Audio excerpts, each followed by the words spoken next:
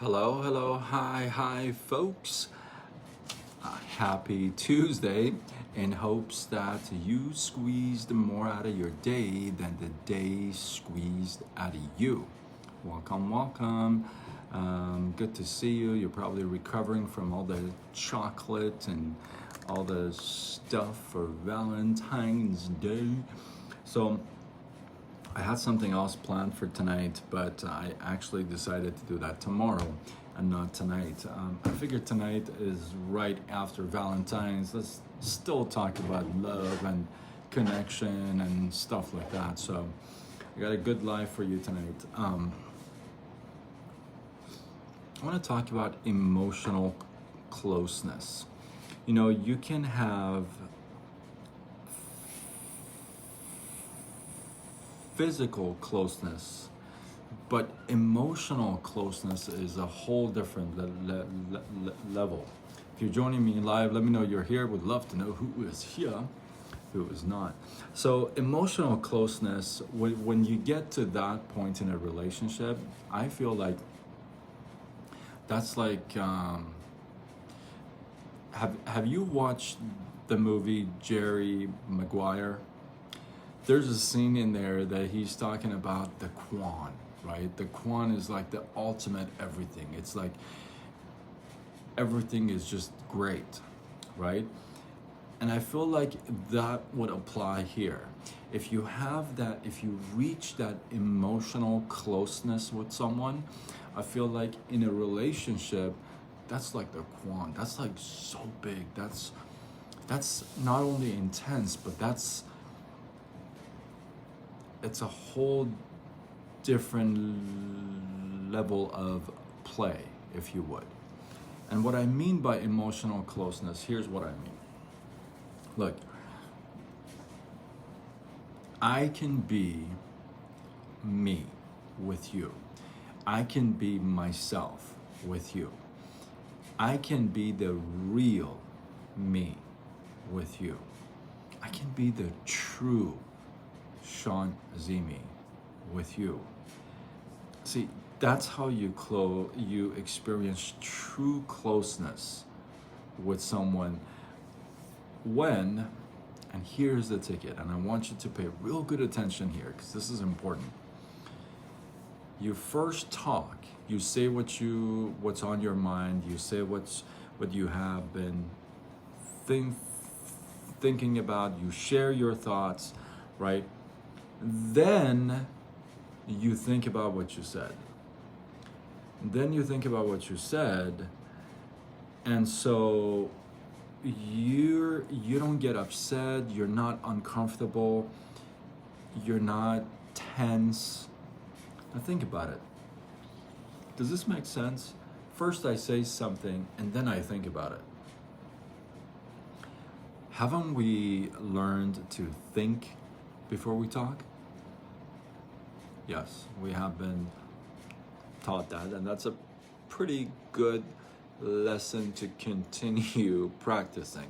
However, when you're talking about emotional closeness, I feel like that doesn't apply here, and that's for this reason. See, if I'm so comfortable with somebody that, or I'm so emotionally connected or close with that someone, then I can just say what's on my mind, share what's on my mind, not have to worry about it, not have to think about, oh, I'm gonna,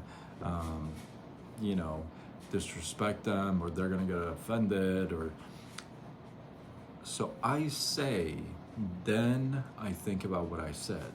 Now, not only I'm not upset, I'm not uncomfortable, and I'm not tense.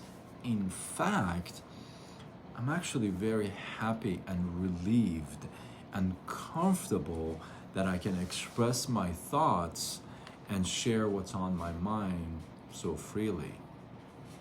Now, you may still be kind of, wait a minute, do I say something and then I think about it? I'm going to share this with you. Let's flip the screen. Let's talk about the opposite side. The opposite would be, first, I think about what I have to say, then I'm careful and cautious about what I actually say. Let me repeat that. This is with somebody you're supposed to be emotionally close with. I first think about what I'm going to say, okay? And then I kind of let that marinate. I'm careful and cautious about what I am about to say to you. Why? Because I'm not comfortable around you. I can't be me. I can't be the true me. I can't share my thoughts. In this case, there's no such thing as emotional closeness. There's no connection there, because everything I say, I have to think about first. Make sure, oh, I'm careful, I'm cautious. It's like you're walking on eggshells, right? You just want to be careful not to offend the person, not to hurt the person, not for them to take it the wrong way. So you're constantly thinking and rearranging, rephrasing your thoughts because you're careful not to hurt the other person or what have you. Being close to someone or being emotionally connected or close to someone means that I'm not trying to prove anything. I'm not trying to deny anything either. I'm not trying to prove how smart I am or how dumb I am. I'm not trying to prove I'm right or I'm wrong or I'm good or bad. It's nothing like that, right? It's just that there's really no angle to hold on to.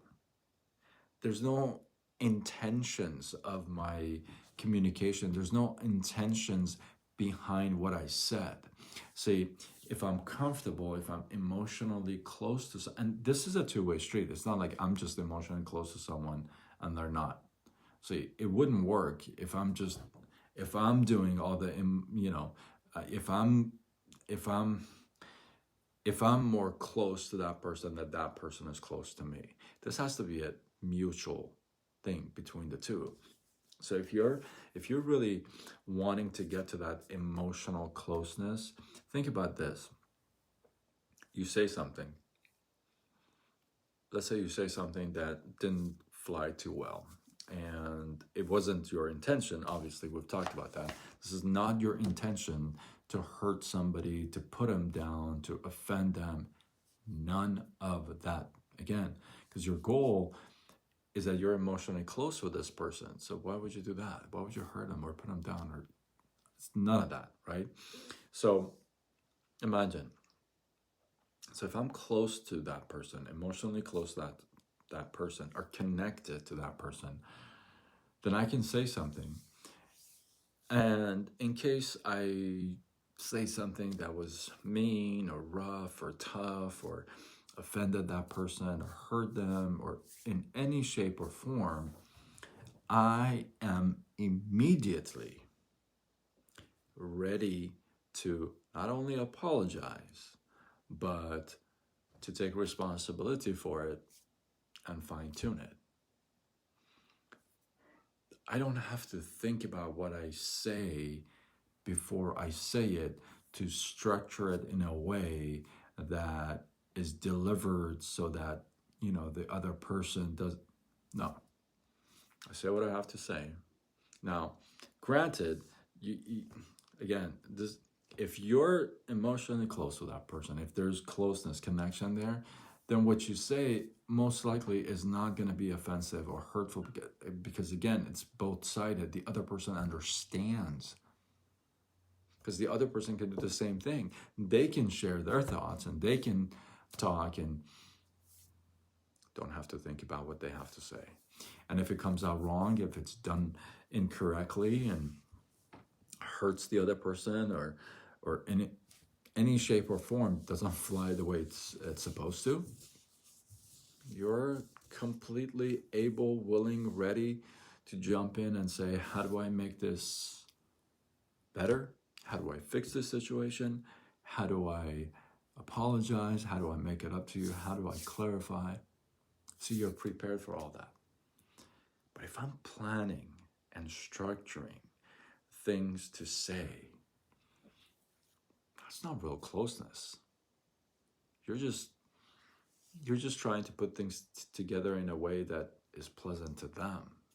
It's not you, the real you speaking. Does that make sense? Hopefully this makes sense. Hopefully you got some love, inspiration, some value out of this. And I had a big day today. I was going to announce it tonight, but I'm going to hold off till tomorrow. And but I think this is important. Not only important in a romantic relationship, but I think this would apply in all across the board. You know, Lynn, what's up? How are you? What are you doing up? What are you doing up? Good to see you. Hopefully you catch the beginning of the live too. I think you'll get a kick out of it. But yeah, so if the emotional closeness is there, it has to be both-sided. Both-sided. It can't be just on one side doing all the work and the practice and the other side just kicking back, right? So it has to be both-sided. And if you think about it though, isn't that the same with pretty much everything else? It's got to be both-sided. It's got to be two-sided. It's not a one-man show, one-woman show, right? So, thought of the day is that if you want to get emotionally close to somebody, you're gonna strive to a point where you can just freely be you, be totally you, the real you, speak it, and if it comes out wrong, boom, you are ready, willing, and able to immediately try to make things better, fix things, apologize, or whatever it takes. Hopefully, you got some love, some inspiration, some value out of this. I appreciate you guys. Hopefully enough to say, you know what, I'm going to tag a couple folks. I'm going to share this on my wall. I'm going to spread the love. And I definitely want to know your thoughts, your opinions. Have you been in a situation where you actually have felt that emotional closeness with somebody? And then have you felt it with somebody that you don't have that emotional closeness with? And the difference, have you felt the difference between the two? Have you experienced the difference between the two? I'd love to hear back from you. Drop your thoughts below in the comments below. Let this feed grow. I appreciate you guys. And remember, if you share, you show that you care. Until tomorrow, where we do it all over again. Much love.